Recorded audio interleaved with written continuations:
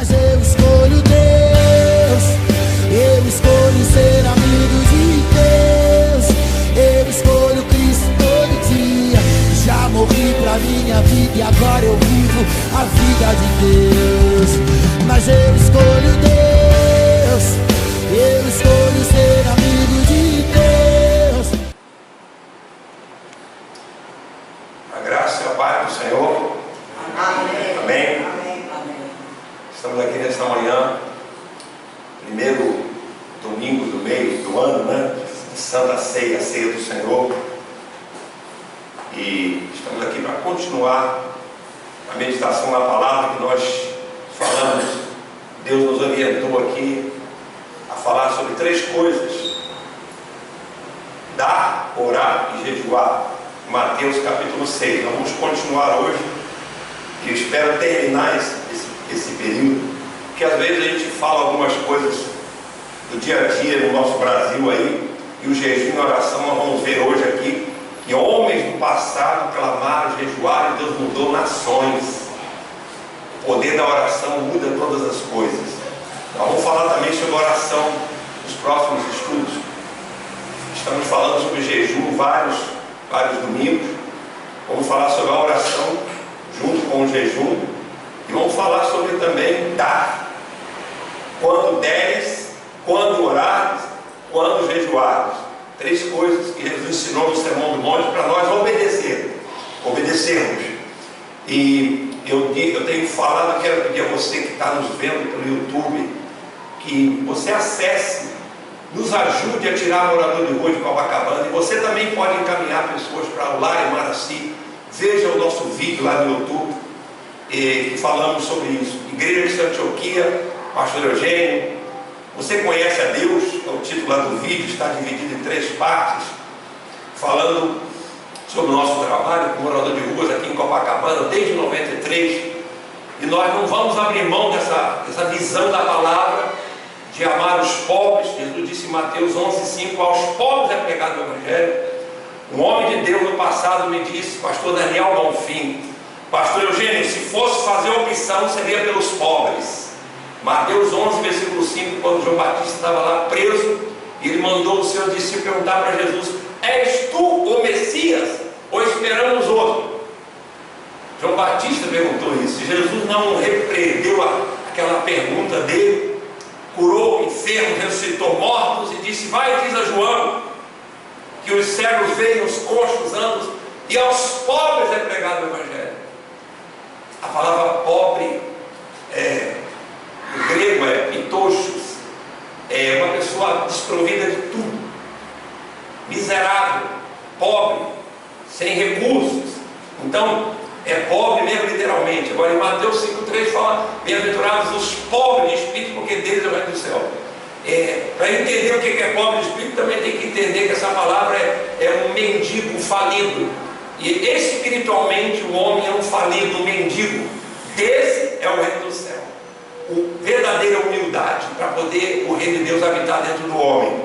Então vamos falar sobre isso futuramente. As bem-aventuranças que são interpretadas erradamente às vezes, como jejum também, como oração também, como praticar boas obras também, é para nós.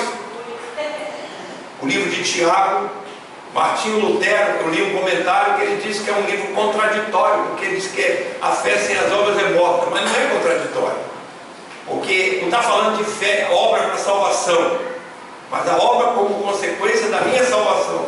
Não tem nenhuma contradição, não é? Então nós vamos falar. Eu quero pedir também que você veja esse vídeo.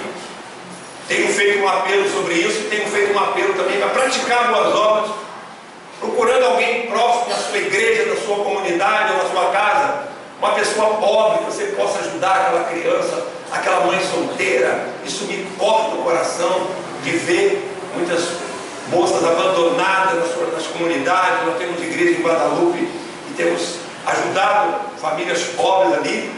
Tenho falado uma coisa também, que eu me envergonho de não ter doado sangue toda a minha vida. Você doe sangue para o seu inimigo, aquela pessoa que você nem conhece. Esse é o verdadeiro amor, é dar sem esperar retorno. Nós estamos chegando agora no carnaval. Quanta desgraça vai acontecer?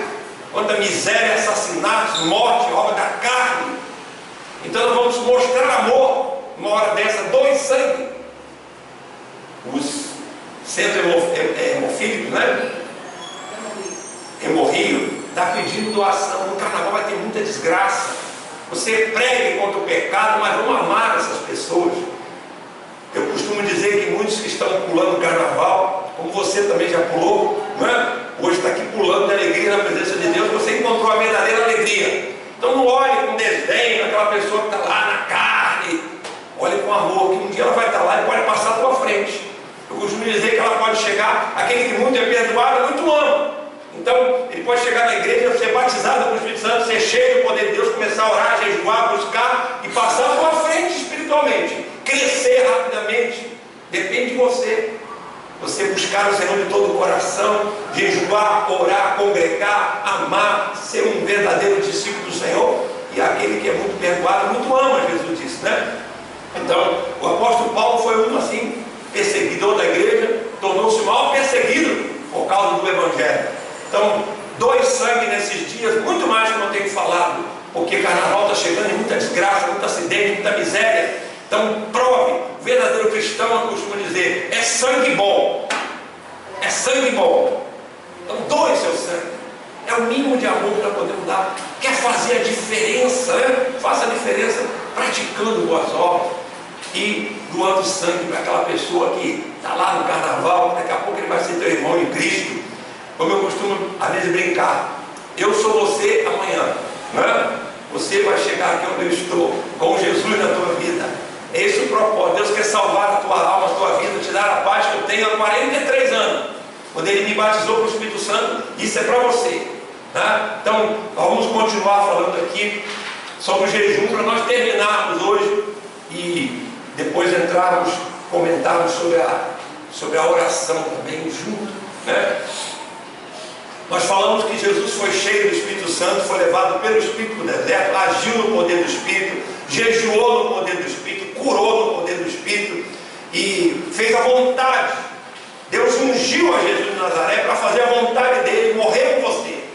Ele passou 40 dias ali no deserto, jejuando, travando uma guerra com o inferno, Satanás querendo dissuadi-lo de não ir à cruz. Ofereceu a ele, transforma pedras em pães, se joga ali do prédio e prova que tu é o Filho de Deus, não vão te matar e eu não vou ser derrotado ali na cruz. Isso está interpretando aqui para você o que ele fez aquelas 3 tentações. Ofereceu a Jesus materialismo sem Deus. Bom, transforma pedras em pães. Várias vezes Jesus multiplicou o pão e peixe e quiseram aclamar o rei. E ele saiu. Não vou receber o poder nem na mão dos homens, nem multiplicando pedras, transformando pedras em pão, nem se jogando lá do prédio. Prestígio sem Deus, materialismo sem Deus, pão, peixe, reinando e sem cruz, né?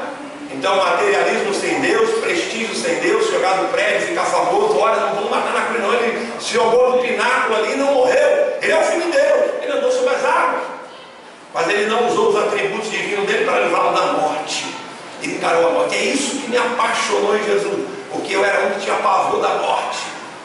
Quando Jesus entrou na minha vida, eu soube o que ele passou, o que ele encarou. Encarou a morte por mim, miserável pecador. Esse amor me constrangeu a viver para Ele, da minha vida até o final da minha vida. É isso que você precisa ter, uma revelação da cruz, para você nascer de novo, para você amá-lo, viver para Ele, para a glória dEle.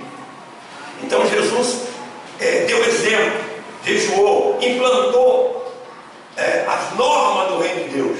Como nós já explicamos, no Velho Testamento, o jejum era uma vez por ano para pedir perdão de pecado. Jesus, ele jejuou e orou implantando as obras, as leis do seu reino, espirituais, né? Então, ele jejuou. Já falamos que alguns comentaristas, Jesus aprendeu a jejuar com os essênios, filhos da luz, que moravam em caverna, lá no Mar Morto, perto do Mar Morto. Não aprendeu nada. Colossenses 2 diz que nele estão escondidos todos os tesouros da sabedoria e da ciência. Ele tem que aprender nada com homem nenhum. Ele é o mestre maravilhoso, conselheiro, Deus forte, Pai da eternidade, Príncipe da paz, Emmanuel, Deus conosco. Ele é a palavra de Deus, a palavra viva, o verbo vivo, que veio trazer os oráculos de Deus para nós. a palavra. Então, ele jejuou e orou, e ele fazia e ensinava, conforme já falamos aqui. E ele disse: quando deres esmola, quando praticarem boas obras, quando orarem, quando jejuarem. Então nós estamos enfocando aqui mais o jejum e a oração. Então nós já explicamos que essas três coisas Jesus atacou a hipocrisia dos fariseus. Ele não está dizendo ao seu orar só no quarto, né?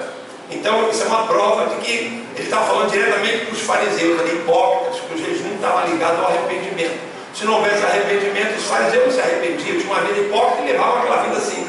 Então Jesus meteu o dedo na ferida, ó. Vai, quando é a mão direita, não sabe o que a mão esquerda fez, vai para por aí afora, toque trombeta, não mostre para os homens a sua esmola. Não ore em meio da rua para mostrar piedade com a vida errada.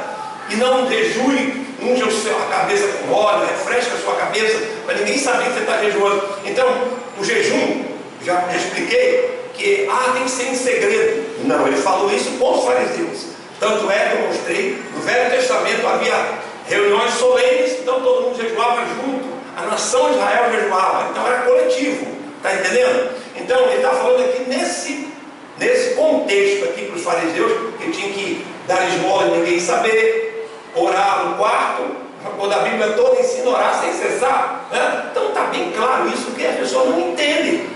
E fica dizendo assim: não, o jejum é para os fariseus, ele está falando lá, o dízimo, ele está falando para os fariseus, não tem que dizimar nada.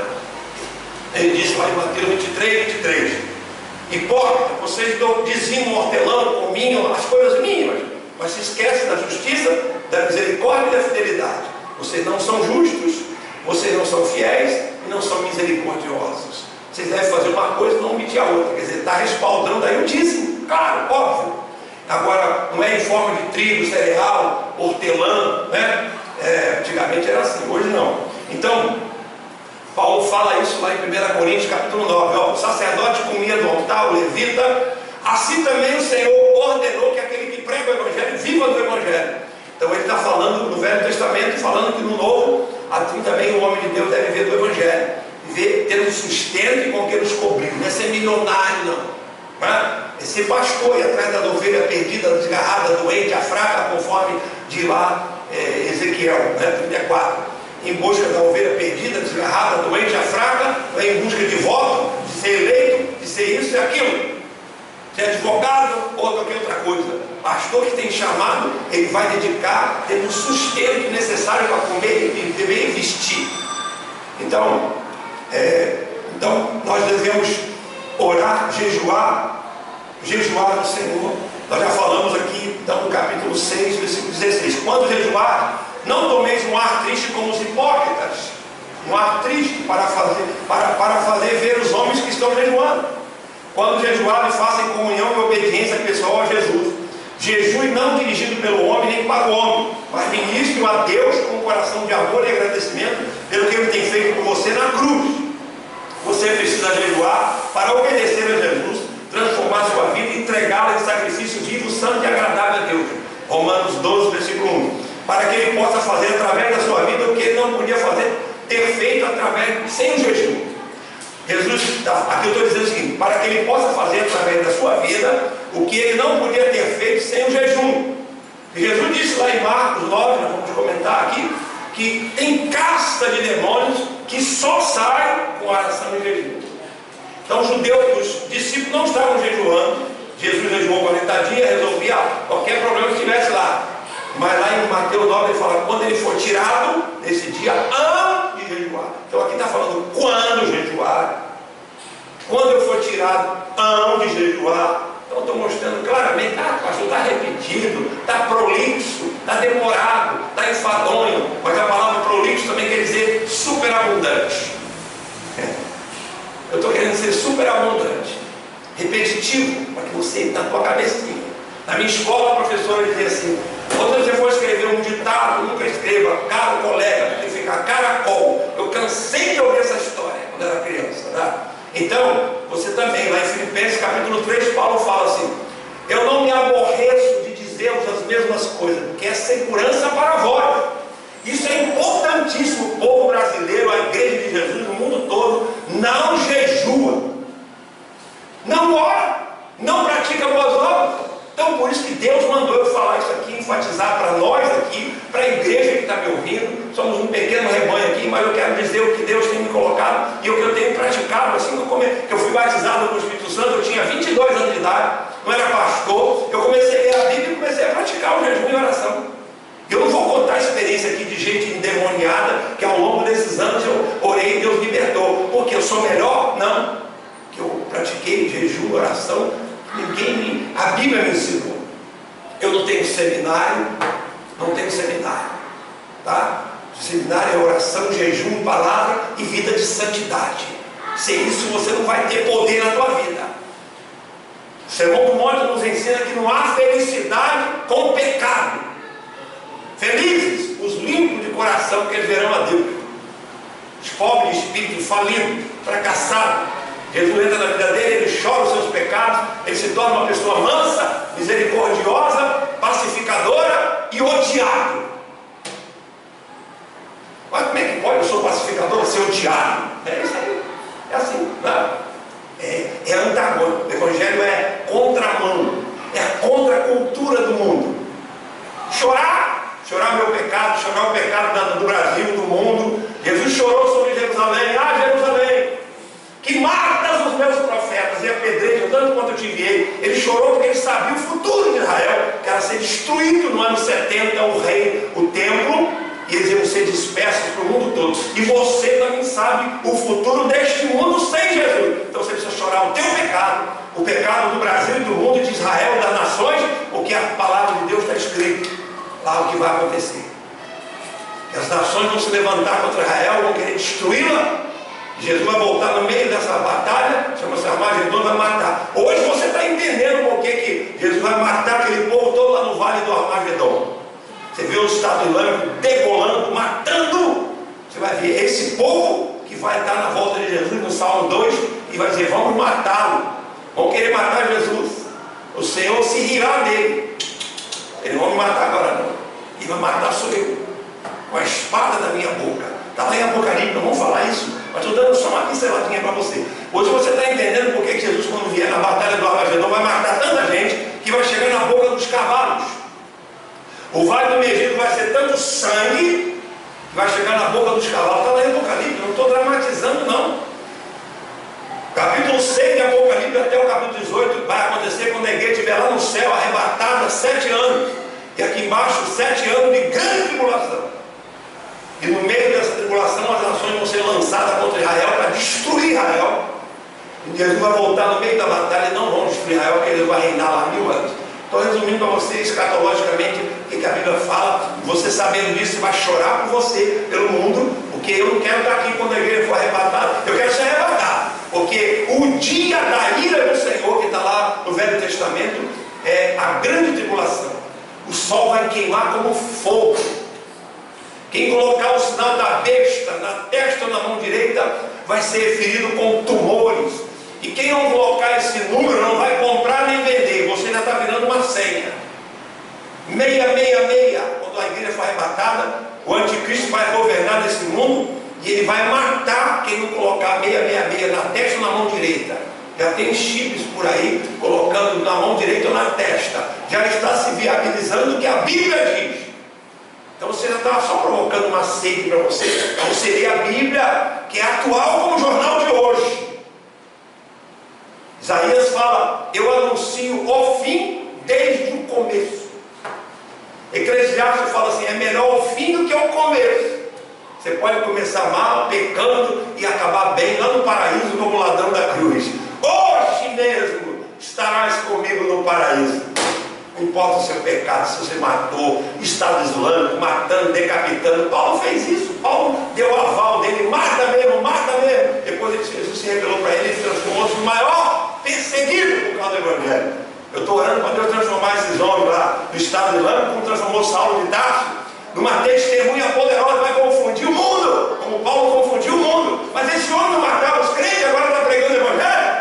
3 dias ficou em jejum, cego. Atos capítulo 9 diz que Jesus apareceu para ele um resplendor de luz mais forte do que o sol ao meio-dia. Essa é a glória do nosso Jesus. Ele é um coitadinho. pastor, vou carregar o Jesus morto para lá, para cá. Não, ele está vivo, cheio de glória. Vamos comemorar a ceia hoje aqui da morte dele, mas ele está vivo até que ele venha. Fazer isso em memória de mim até que ele venha. Vamos comemorar a morte dele, mas ele está vivo, está voltando. E nós precisamos orar, jejuar. Estamos praticando isso aqui. Praticar isso aqui, não só aprender. Ah, pastor, o senhor está falando demais de jejum, o senhor fala outras coisas no meio, mas é assim, eu não estou aqui amarrado à regra, mas estou falando que Deus coloca no meu coração, vendo esse mundo confuso, o que a Bíblia diz sobre isso. A Bíblia já revela tudo o que está acontecendo aí, essa violência. Tudo. Vão querer matar Jesus. Salmo 2. Tu és meu filho, hoje te gerei. Pede, eu te darei as nações por herança. Ele vai reger esse mundo com vara de ferro. Vai botar paz nesse mundo na marra. Vai prender o diabo 1000 anos. Vai jogar o falso profeta, o anticristo, lá no lago de fogo, quando ele voltar. Falso profeta, o anticristo. E o diabo vai ser lançado, vai prendê-lo durante 1000 anos. Mesmo assim, depois de 1000 anos, ele será solto. E a Bíblia diz lá em Apocalipse que muitos seguirão a ele ainda para atacar Jesus lá em Jerusalém. Aí veio o fogo do céu e acabou com ele. Eu já falei isso em estudos passados, mas estou repetindo de novo, para você saber. Ah, pastor, o senhor está falando do jejum? Tenha tudo a ver com a batalha que estamos travando espiritual aí. Então, vamos praticar a palavra. E nós falamos aqui que em Mateus capítulo 9, Jesus disse: por que os fariseus jejuam, o teu discípulo João Batista jejua, o teu discípulo não jejua? Então eu falei, pode convidá-lo para o casamento, se está triste enquanto o noivo está com ele. Dias virão que o noivo será tirado nesse dia antes de jejuar. Quer dizer, ele comparou a estadia dele aqui na terra com um casamento. Está todo mundo alegre, ninguém vai jejuar, mas quando o noivo for tirado, vocês vão jejuar. Então eu expliquei rapidamente que o discípulo João Batista jejuava esperando a vinda do rei. Jesus veio, ele disse: segue a ele. João Batista disse: segue a ele. Ele é o rei, eu sou o amigo do noivo e tal. Estou repetindo algumas coisas rapidamente. Sou amigo do noivo, quer dizer, João Batista era primo de Jesus, nasceu no mesmo ano que Jesus nasceu, era 6 meses mais velho que ele, e morreu no mesmo ano que ele morreu. João Batista e Jesus. Mas por que Deus deixou decapitar João Batista? Porque ele condenou o pecado de Herodes. Porque ele cumpriu o ministério dele, acabou. Ele decapitou. No céu vai ter cabeça, vai ter corpo, vai ter perfeito. Então, os fariseus, os discípulos de João Batista, jejuavam esperando a vinda do noivo. O noivo já veio, primeira vinda. Então João Batista mandou segui-lo. Os fariseus jejuavam tomando um ar triste, como hipócritas, não eram justos, não eram misericordiosos nem fiéis, embora dizimassem as mínimas coisas, jejuassem uma vida em pecado. Então os fariseus confiavam em sua própria justiça e desprezavam os outros. Oravam: Senhor, obrigado, eu sou tão bonzinho e tal. Já falei sobre isso. E o cristão jejua enquanto aguarda pela segunda vinda de Jesus, né? O noivo está chegando. Mateus 25 fala das 5 virgens sábias, 5 virgens tolas, que tinha azeite e que não tinha azeite, que tem o Espírito Santo e que não tem o poder do Espírito Santo. Vai ficar na grande tribulação. Muito crente aí, infiel aos contratos, picareta, mentiroso. Então vai ficar na grande tribulação. Jesus vai me buscar uma igreja gloriosa, sem mancha, sem mácula, santa e irrepreensível. Então o jejum continua nos nossos dias. Nós precisamos jejuar, ansiando a volta de Jesus. Nós vamos jejuar. O Espírito Santo, Jesus disse: eu vou para o Pai e mandarei outro Consolador. O Espírito Santo estará convosco e habitará em vós. Ele me glorificará. Ele vai operar através de você, expulsando demônios, através da oração, do jejum, de uma vida cheia do Espírito Santo. Porque não é só jejuar, o que eu tenho experimentado. Tem que orar. Jejuar trabalhando está errado. Eu fiz isso muitas vezes, mas jejuar tem que parar para ministrar o Senhor. Nós vamos ver aqui Atos capítulo 13. Então o jejum do cristão visa honrar a Deus, obedecê-lo. Com demônio ou sem demônio para expulsar, você precisa jejuar. Ah, eu tenho um demônio para expulsar ali, eu tenho um problema insolúvel para resolver. Está errado. Você precisa jejuar com problema ou sem problema para obedecer o Senhor. Se vier um demônio na tua frente, caça de demônio, você vai estar preparado. Isso tenho vivido na prática. Um pastor, uma vez brincando, falou assim: aguenta aí, demônio, que eu vou jejuar, depois eu te expulso, porque eu não estou preparado, não estava jejuando, não estava exercitando esse dom, esse exercício, então não estava preparado. Então eu tenho que estar sempre preparado para não passar vergonha. Vocês nunca viram aqui em Copacabana, em outras igrejas, outros ministérios, demônio jogar as cadeiras para o alto, ele não sai, não sai. Se você estiver orando, jejuando, cheio de espírito, ele vai te desafiar, vai quebrar tudo, ainda vai te afrontar. Ah, mas o Satanás, ele é maior do que Jesus. Mas você tem que representar Jesus aqui, com oração e jejum. Senão vai passar vergonha. Vai passar vergonha. Ah, não consegui expulsar. Eu já encarei na minha vida, no início, demônio não sai, era uma legião, não sai. Eu fiquei com vergonha e passei a orar e jejuar mais por causa disso. Passei vergonha. Demônio abusado, não sai, aquela casta de demônio, uma legião que quebrava tudo, como o gadareno lá em Marcos 5, e não sai. Fiquei envergonhado, arrasado, até de madrugada expulsando o demônio lá, porque não está preparado. E aí na mídia nós vemos os pastores dizendo: eu vou jejuar por você, você não precisa jejuar. Mentira, todo cristão tem que jejuar. Todo cristão é um sacerdote. Ele nos fez reis e sacerdotes. Não é o sacerdote o leigo, não. Isso foi o Romanismo que colocou isso. A Bíblia diz que todo cristão é um sacerdote. Ele chega à presença de Deus e intercede por esse mundo que não tem condições, porque não está lavado no sangue de Jesus. Você tem. Cada cristão é um sacerdote, tem que orar, jejuar, você sal da terra, luz do mundo, expulsar demônio. Esses sinais seguirão a todos que crerem. Marcos 16. Em meu nome expulsarão demônio, falarão nova língua, orarão as mãos sobre os enfermos e serão curados. Então é para todos que creem em Jesus. Eu me apossei disso com 22 anos de idade, comecei a orar, jejuar, ler a Bíblia, e a Bíblia comecei a praticar. E comecei a ver libertações, que eu não vou contar aqui agora, de mulher paralítica, endemoniada, e mandar aqueles demônios sair, ela ficar boa da paralisia, e a família toda se converteu. Testemunhos tremendos, eu posso contar depois, em outro vídeo. Pretendo gravar um vídeo explicando para você que você não precisa ir em igreja A, B ou C para libertar do diabo, não. É só renunciar ao teu passado, aceitar Jesus, quebrar o vínculo com Ele, com objetos, amuletos, imagem, idolatria, que você vai ser liberto pelo sangue de Jesus quando você estiver na frente desse vídeo. Se você aceitar Jesus, não tem que ir na igreja A, B ou C para se libertar do diabo, não. Todo aquele que invocar o nome do Senhor será salvo. Você clame por Jesus aí, que Ele vai entrar na tua vida, transformar, te dar paz. Você não tem que ir na igreja A, B ou C para receber paz, e isso e mais aquilo, né? Você aceita onde está, Ele vai te transformar. Eu vou gravar esse vídeo dando testemunho sobre isso, né? Então, Jesus está comparando aqui, Mateus capítulo 9, quando o noivo for tirado, vocês vão jejuar. Ele está comparando aqui, ele faz uma parábola. Não se coloca pano novo em vestido velho, nem odres novos, vinho novo em odres velho. Odre é uma vasilha que coloca preciosos líquidos.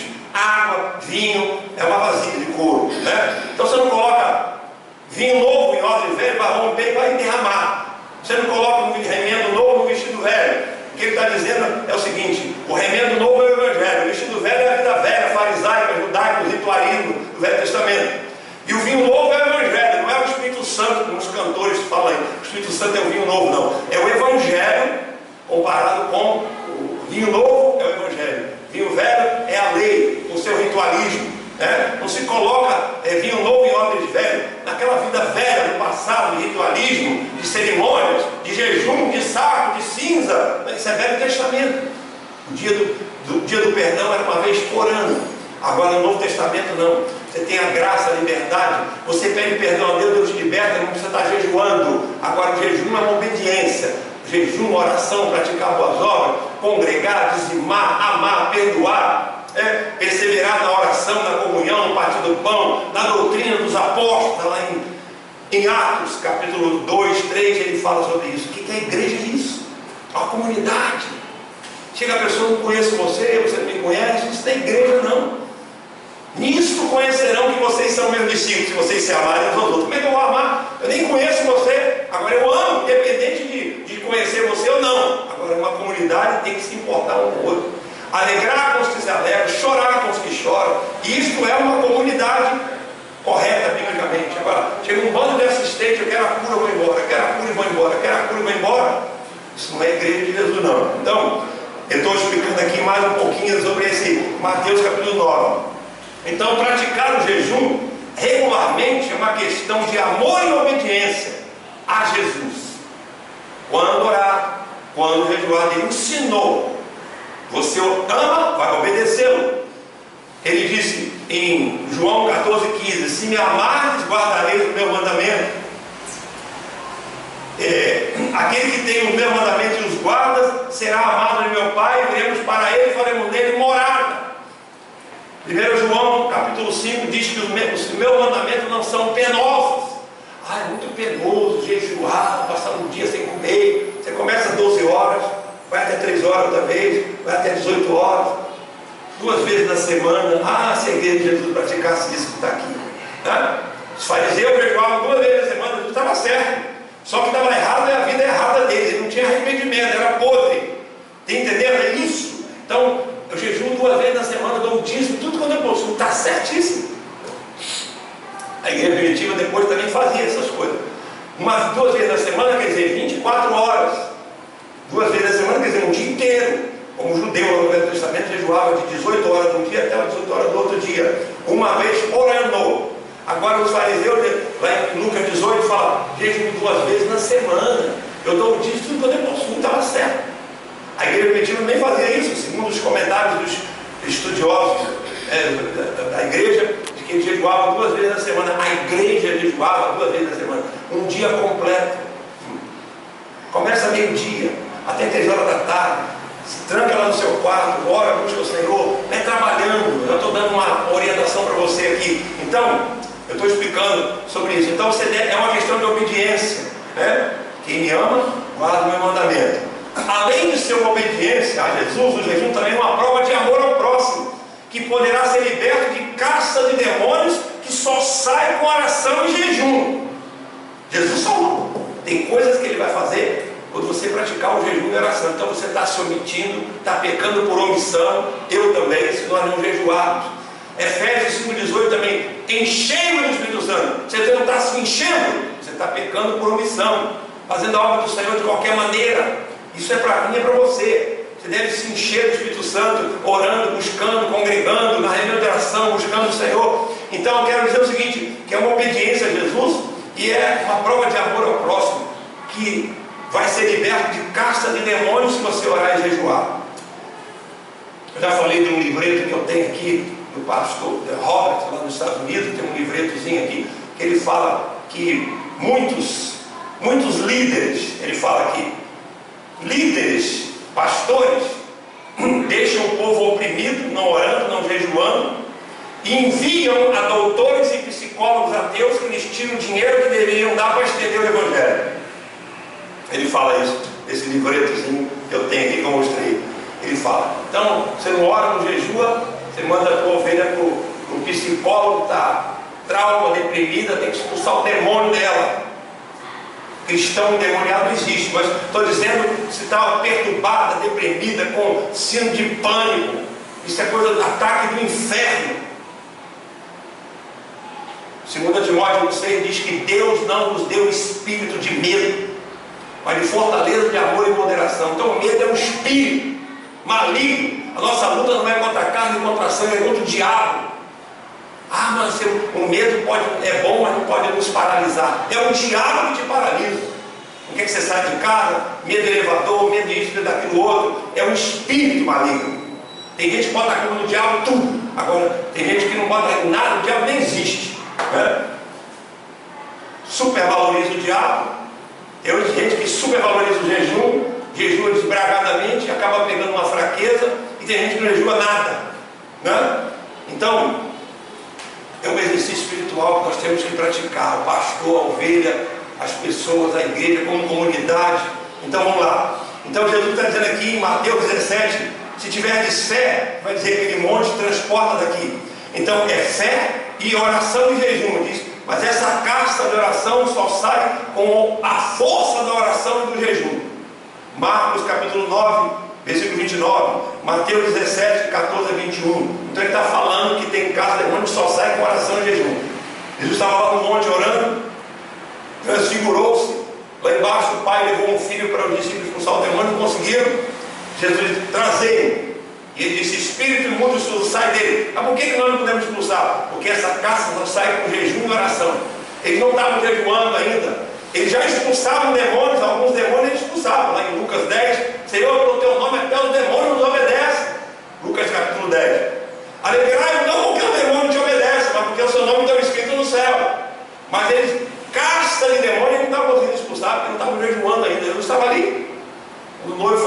vamos jejuar. A briga agora é com você, é comigo, né? Lá em Atos capítulo 8, Filipe praticava jejum e oração, os demônios saíram gritando de perto dele, não aguentava ficar perto dele, os endemoniados, os demônios saíram gritando em alta voz, porque ele estava cheio do Espírito Santo e praticava oração e jejum. Com certeza vamos ver aqui exemplo da igreja primitiva, em Atos 13, 2 Coríntios 6, 2 Coríntios 11, nós vamos ver aqui, rapidamente nós vamos terminar hoje esse estudo. Então a igreja precisa orar e jejuar e se encher do Espírito Santo. Eu falei na aula passada, Atos 5,32, que o Espírito Santo é dado àqueles que lhe obedecem. Quando você se arrepende, aceita Jesus, é batizado nas águas, ele te batiza com o Espírito Santo. E quando você jejua, eu tenho provado isso, irmão, na minha vida. Quando você está ali jejuando, separando aquelas horas para orar e buscar e jejuar, ministrar ao Senhor, não pode pedir nada, eu vou obedecer ao Senhor. Eu sinto um poder que flui de dentro de mim, um gozo tão grande que dá vontade de continuar o jejum. Mas eu tenho o propósito de terminar naquela hora, eu termino. Mas dá vontade de continuar, de tanto gozo, porque o Espírito Santo se alegra. Atos 5,32 diz que o Espírito Santo é dado àqueles que me obedecem, arrependendo, aceitando Jesus, batizando nas águas e jejuando e orando, congregando. Tudo isso é obediência. Então o Espírito Santo se alegra, ele flui. Você que é batizado com o Espírito Santo, você ora em língua, você se enche. Tem pregador aí na televisão que não fala de batismo do santo, de língua estranha. Já ouvi dizer que língua estranha é até do diabo. Que Deus dá um dom do diabo, meu irmão? Eu já fui expulsar um demônio de uma mulher uma vez, junto com o pastor Daniel Bonfim. Ele falou: pastor Daniel, vamos ali expulsar um demônio de uma moça. Ele baixinho botou a mão na cabeça dela e começou a orar em língua. O demônio começou a repetir a língua estranha dele. Ele expulsou o demônio da mulher e eu junto com ele ali. E a mulher parou de decorar naquela língua, repetindo a língua estranha do pastor Bonfim. Agora eu vou dizer que ela pode ouvir o crente orando em língua, o demônio, e repetir a língua estranha, pode acontecer. Agora, se for demônio, vai sair.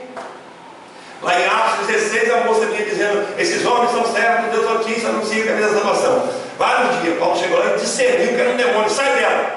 E o demônio saiu dela. Falava a coisa certa, parecia uma profecia. Esses homens são servos do Deus Altíssimo, anunciam o caminho da salvação. Paulo e Silas pregando lá em Atos 16. Aí Paulo discerniu que era um demônio, um espírito de adivinhação. É condenado lá em Deuteronômio 18. Agoreiro, feiticeiro, adivinhante, nem que eu consulte os mortos. É abominável de Deus se falar com os mortos. Ele está falando é com o diabo. E morto não volta aqui para falar mais nada. Está escrito na palavra isso, né? Então ele mandou: sai, o demônio foi parar na cadeia, foi espancado. Lá na cadeia ele orou a Deus, deu um terremoto.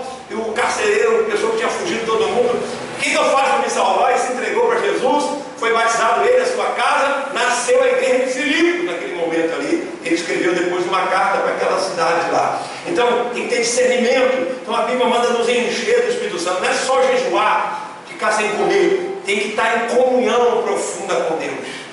Para quando você encarar uma legião de demônio lá na frente, você vai ter autoridade pelo Espírito, junto com oração e jejum. Tem que juntar essas três coisas. Não é só passar sem comida 24 horas, sem entrar em comunhão, sem aquilo fluir dentro de você. Eu estou te dizendo na prática aqui, para você fazer isso, se encher. Jesus foi levado pelo Espírito no deserto e durou 40 dias. Ele foi no poder do Espírito, na comunhão do Espírito, no poder do Espírito, e tudo isso fica fácil, flui. Você não fica ali delirando uma macarronada como eu fazia antigamente, né? Você tem uma comunhão com Deus tão gostosa, tão poderosa, né? Que você obedece, não é penoso. Os meus mandamentos não são penosos. Está lá em 1 João capítulo 5, versículo 2 e 3, né? Não são penosos, é um fardo.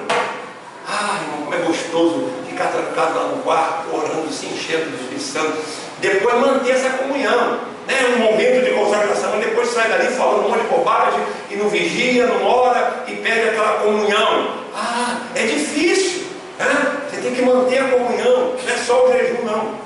Então Jesus, então a Bíblia nos ensina que nós temos que orar, jejuar, nos encher do Espírito Santo e buscar o poder de Deus, o fruto do Espírito. Não é só fazer show com o demônio. Uma vez eu vi um pastor lá conversando com o demônio: o que ele está fazendo nessa vida? Ele está roubando, matando, destruindo. Eu perguntar para o diabo o que ele está fazendo. Eu falei assim para o pastor: meu amigo, meu irmão, você faria isso com a tua mãe incorporada com o demônio no corpo dela? Então não faça com o teu semelhante, com ninguém. Isso é falta de amor. O pastor ficou gaguejando lá, mas eu falei: negócio de fazer show com o demônio, isso é falta de amor. Você pode ter poder e não ter amor. Jesus disse isso. Você pode ter fé em transportar monte e não ter amor. Fazer para espetáculo com o demônio. Se fosse tua mãe, teu parente, o pastor ficou bravo comigo, mas ele tem que se curvar dentro da palavra. Você pode ter poder e não ter amor. Ficar conversando com o demônio, dialogando com Satanás. Jesus disse: cala-te, sai dele. Tu és um santo de Deus, cala-te, sai dele. Ele não deixou de falar.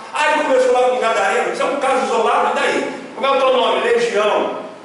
Mas eu vou pegar esse texto agora e ficar conversando com um demônio incorporado da minha mãe, do meu pai, do meu parente, do meu irmão, do meu inimigo, sei quem for.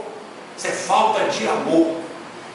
Eu vou contar experiência sobre isso, mas eu estou falando dentro da Bíblia. Eu não quero contar testemunho, vai tomar o tempo do estudo, mas é prático, falar na prática. Você pode ter poder e não ter amor.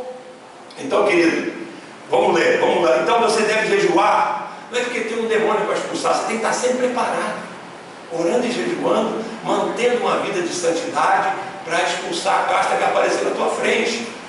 Não é fácil não. Eu, jovem, com 22 anos, comecei a praticar isso e comecei a ter experiências com muitas libertações pela misericórdia de Deus, porque eu pratiquei a palavra. Não sou melhor do que ninguém, não. Orando, jejuando, vida de santidade, jovem, 22 anos, caminhando com o Senhor. Com 32 eu me casei, e fui consagrado pastor. Então, você tem que jejuar para ser e não para ter isso ou ter aquilo. Ser obediente, consequentemente você vai ser cheio do Espírito Santo e consequentemente você vai ter autoridade para expulsar a casta do demônio. É por obediência, para ser e não para ter isso ou ter aquilo. Devo jejuar mesmo que não tenha um desafio específico como alguém com uma casta de demônio para expulsar, uma causa impossível ou uma doença incurável. Eu não tenho que jejuar só porque tem uma doença, Deus vai me ouvir que eu estou jejuando. Não. Você pode ter fé, orar e Deus transportar montes. Você está jejuando. Agora tem casta de demônio que só sai com oração e jejum. É a Bíblia que está dizendo isso. Já vi, eu não vou contar a experiência aqui, senão vai tomar tempo, mas gente endemoniada, sentar na igreja e começar a dar glória a Deus, está com demônio. E aquilo fez mal, todo mundo estava ali. Quando eu fui lá orar e expulsar o demônio dele, o demônio caiu, estava glória a Deus, estava perturbado. Que o teclado da igreja enguiçou na hora, quando aquele rapaz começou a dar grito, glória a Deus, glória a Deus, glória a Deus, era um demônio. O teclado da igreja enguiçou. Quando fui lá expulsar o demônio do rapaz, o teclado voltou a funcionar. Na hora. Ataque do inferno ali.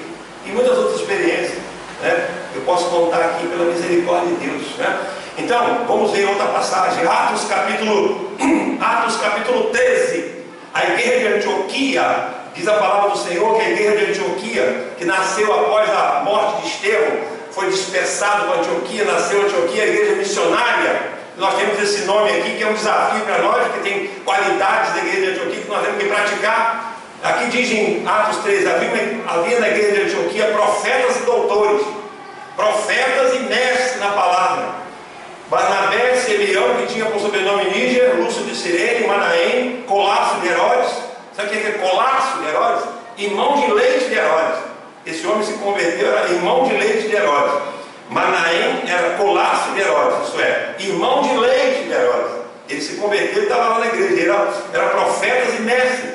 E o tetrarca e Saulo, enquanto eles ministravam, ofereciam adoração ao Senhor ali, perante o Senhor, e jejuavam. Disse o Espírito Santo: separai-me a Barnabé e Saulo para a obra que os tenho chamado.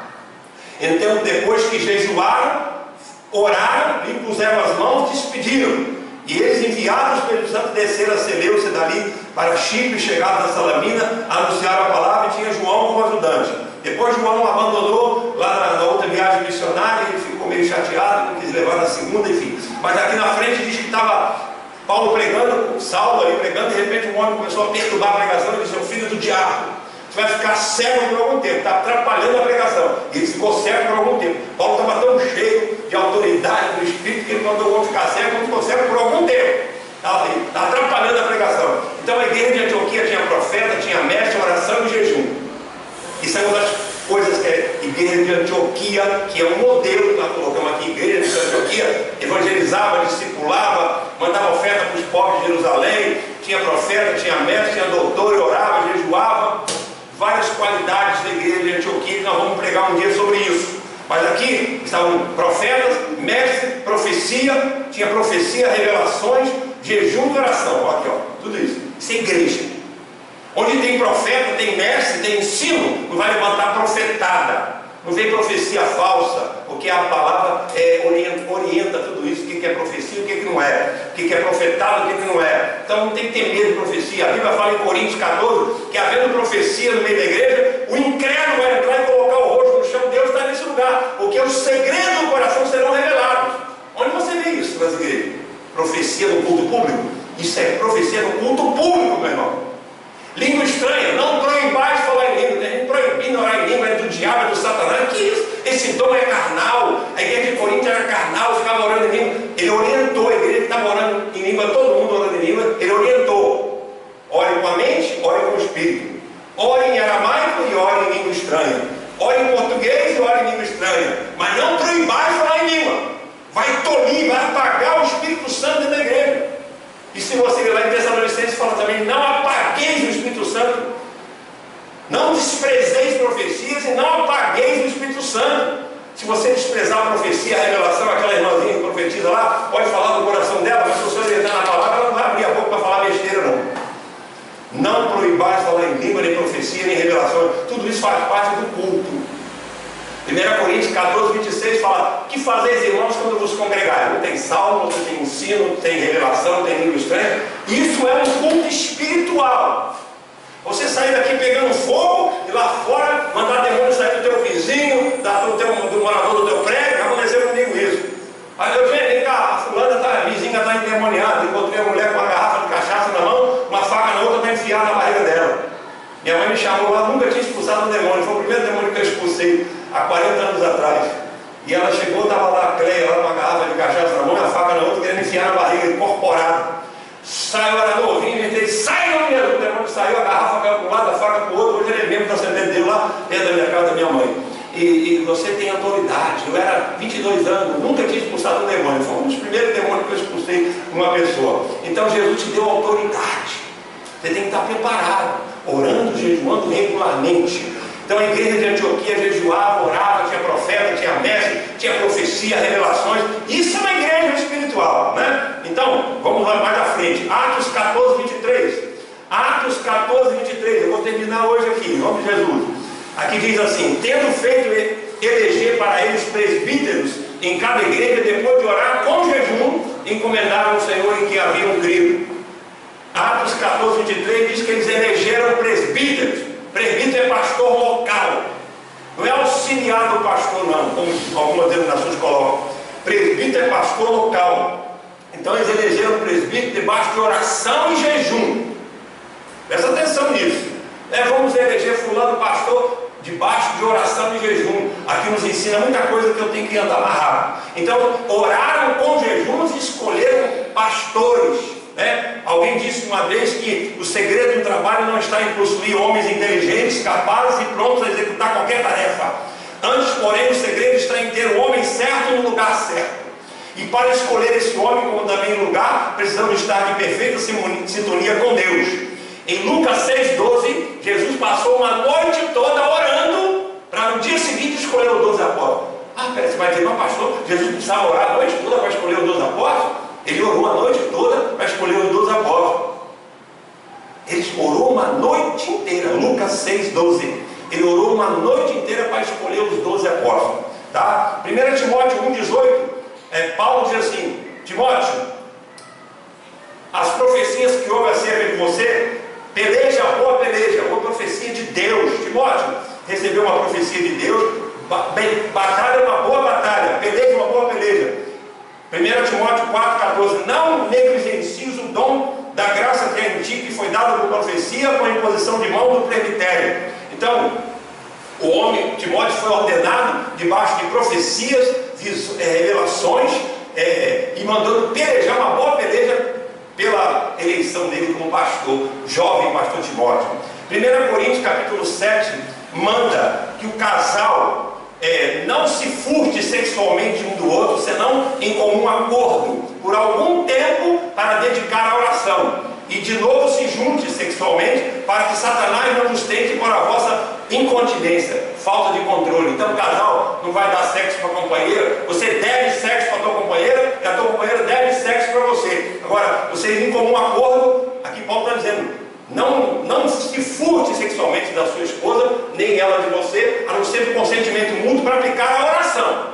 Então, a importância da oração, o casal até se separar sexualmente, Paulo está orientando isso aí, né? Então, o jejum também, né? A pessoa fica mais fraca fisicamente, vai ter sexo com a esposa ou não, mas o cônjuge é incrédulo e fica complicado. Mas é uma citação que eu estou fazendo aqui importante, comentando rapidamente. Então, se furtar sexualmente da sua esposa só em consentimento mútuo.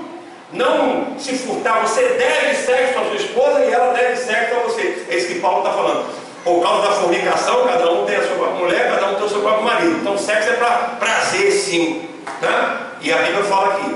Em Atos capítulo 9, Paulo ficou 3 dias, Atos 9, versículo 9, ele ficou 3 dias sem comer e cego.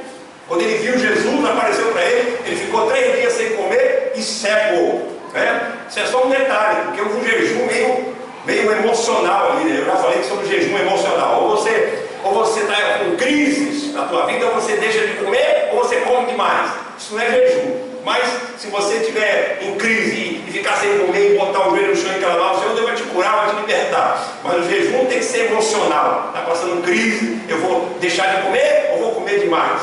Né? Vou fazer greve de fome, já falei sobre isso aqui. Greve de fome é uma coisa. E nós temos outro exemplo. Atos capítulo 23, a Bíblia fala que fizeram um jejum, um judeu lá com ódio de Paulo, fizeram um jejum para matar Paulo. Isso é o jejum do diabo, né? Eu botei aqui, jejum diabólico. Atos 23, de 12 a 14, 40 homens judeus falaram, não vamos comer enquanto não matar Paulo. Você vê que o ódio que aqueles homens tinham, né? Do homem de Deus. E em Atos 27, também ele passou 14 dias à deriva. Houve uma tempestade, chamava um Euroaquilano, lá um tufão, e Paulo ia para Roma. Deus tinha revelado que ele ia para Roma. Lá no capítulo 23, irmão, só vou te levar para Roma.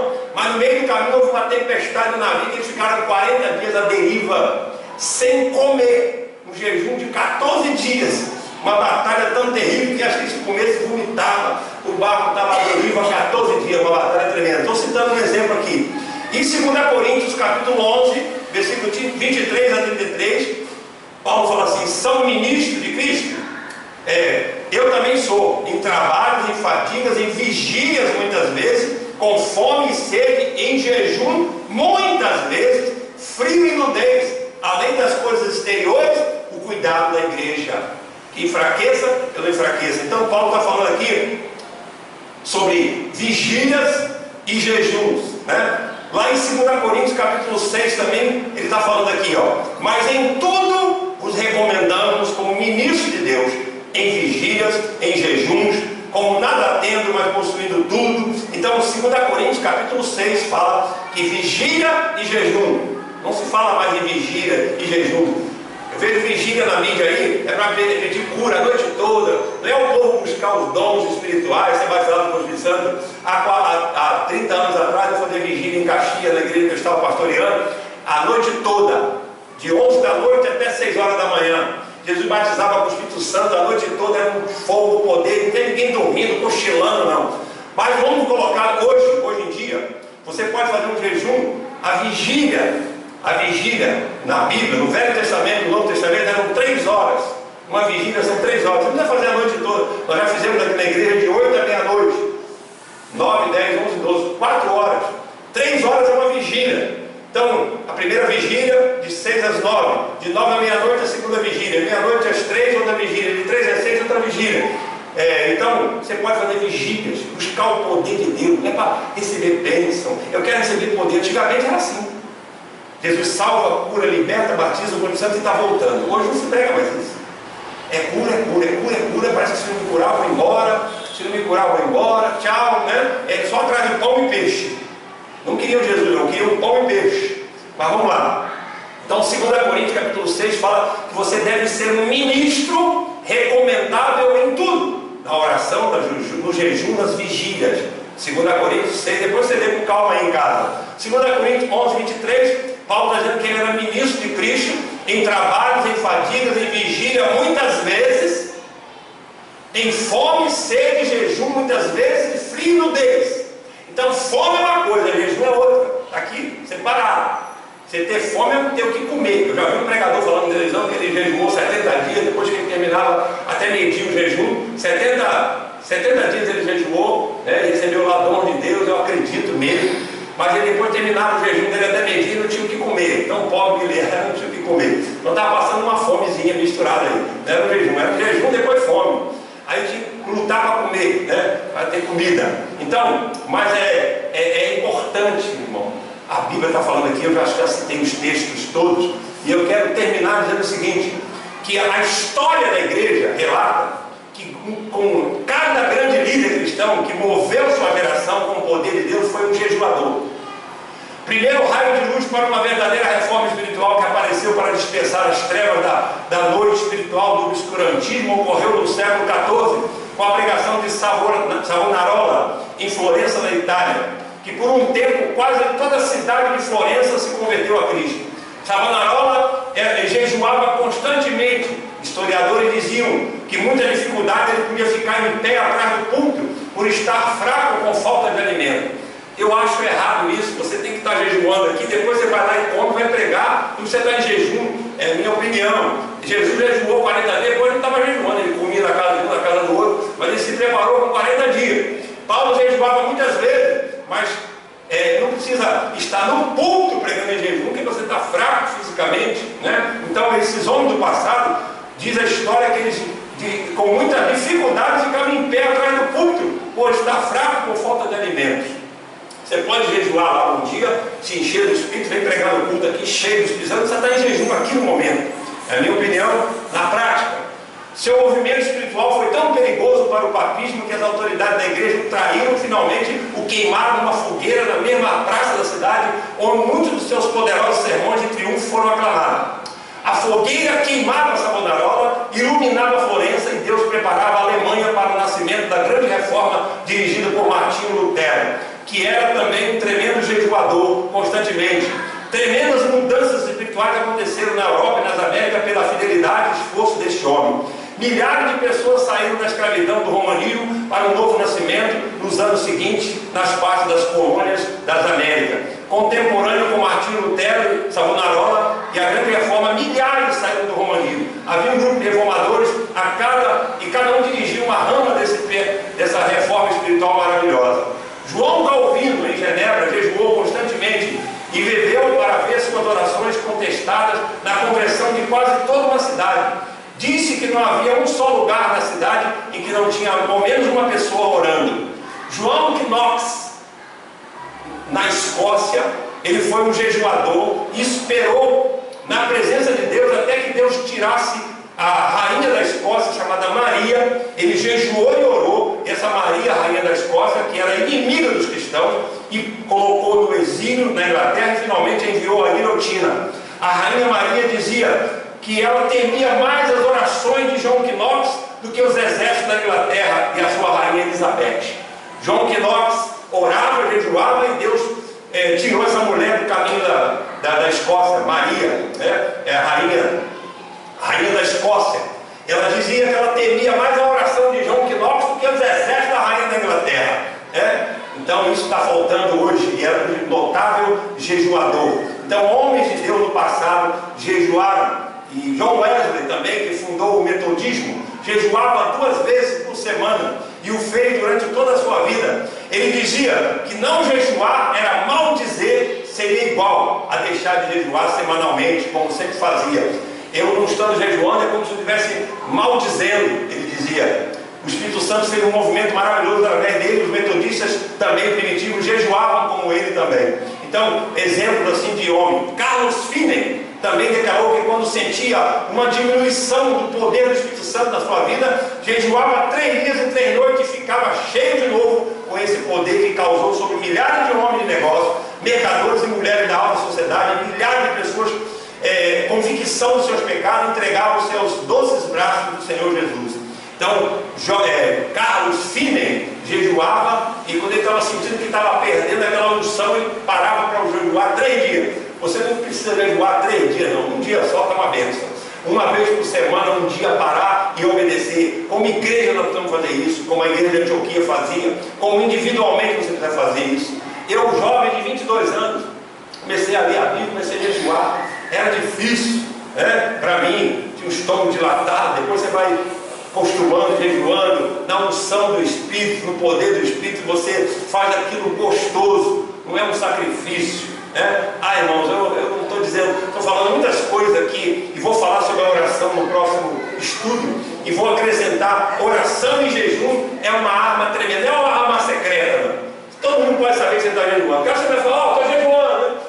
Você está numa casa, você está num lugar, você quer comer, a pessoa não vai entender que você está jejuando, então tem que separar. Jejuar trabalhando não é bom. Eu já fiz jejum trabalhando.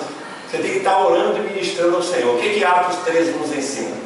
Eles estavam ministrando ao Senhor, não estavam fazendo nada, né? Fazendo nada, quer dizer, estavam se preparando, se enchendo. Havia profetas, havia mestres, estavam jejuando e orando. Quando o Espírito Santo diz: apartai Barnabé e Saulo para a obra que tem chamado. Quer dizer, ele já tinha sido revelado, transformado de Paulo, mas agora foi enviado debaixo de oração e jejum.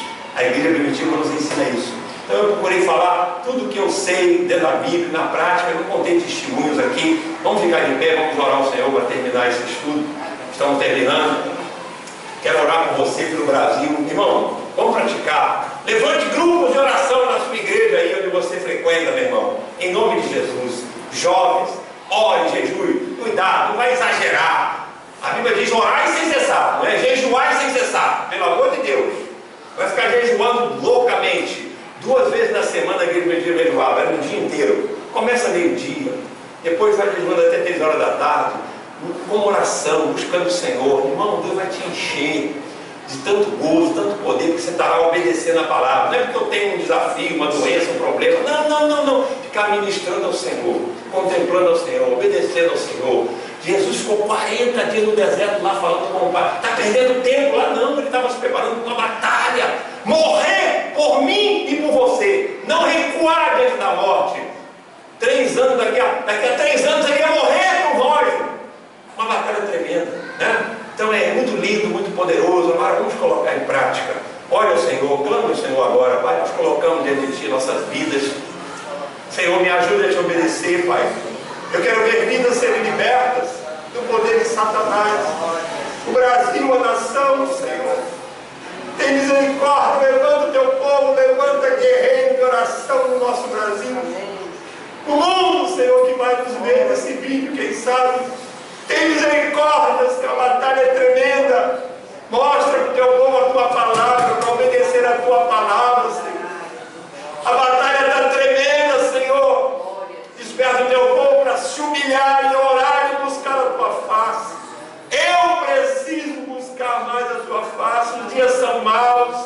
A batalha é tremenda, Senhor, com o inferno. A nossa luta não é contra a carne, contra sangue, contra governos corruptos, mas contra o diabo, as potestades que atuam nessas autoridades para nos pisar com leis injustas. Senhor, Tu olhas, tem misericórdia, levanta a Tua igreja para orar nessa última hora que estamos vivendo. Nós colocamos diante de Ti o Teu povo que nos vê, que nos ouve. Perdoa nossas falhas, os nossos estudos deficientes, mas nós citamos a Tua palavra. Agora nos ajude a praticar. Abençoa os jovens, abençoa os anciãos, abençoa a Tua igreja, os Teus ungidos, os pastores. Desperta para unir, para buscar a Tua face. E nós vamos ver pessoas sendo libertas de demônios, libertadas do poder de Satanás, pelo poder da Tua palavra, pelo poder da oração e do jejum. Aviva a Tua obra. Nós Te pedimos em nome de Jesus. Começa por mim, Senhor. Começa por nós, Senhor, um avivamento. Em nome de Jesus. Para a Tua glória. Em nome de Jesus. Amém? Aleluia. Deus abençoe. Em nome de Jesus Cristo.